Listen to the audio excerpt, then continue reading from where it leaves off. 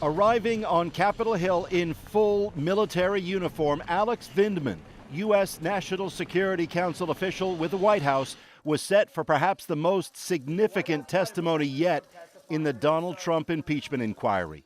Vindman called it his sacred duty. After all, he was in on that infamous phone call, the one in July between Trump and Ukraine's President Volodymyr Zelensky that effectively set the stage for what's playing out now. Vindman's testimony was behind closed doors today, but in his opening statement, he said, "I was concerned by the call. I did not think it was proper for Trump to do what he did, and that he was so worried it would undermine U.S. national security, Vindman reported all of it to government lawyers, echoing concerns later raised separately by whistleblower.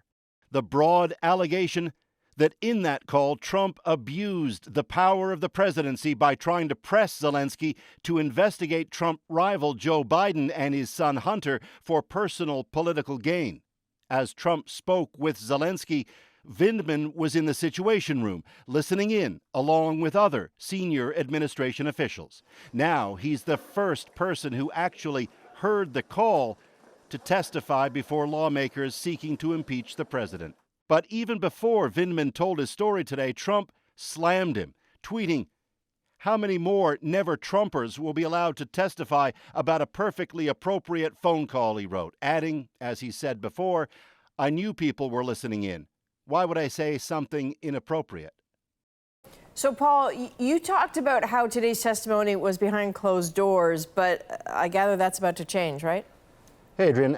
Look, Democrats drafted a resolution today for a vote, likely Thursday, that'd send the inquiry into a public phase. If it passes, and it almost certainly will, it'd mean depositions already given privately will be made public, future witnesses will testify out in the open, and Republicans will have greater powers to question witnesses and subpoena evidence of their own. In theory, Americans will get the full story for the first time as Democrats work toward the next step, the big vote on articles of impeachment, maybe, goes the thinking, by Christmas time, which, if it passes, would then send everything to the Senate for trial. So it's about to get a lot more interesting and fast with the Trump presidency itself, Adrian, in the balance. Yikes. All right. Thanks, Paul.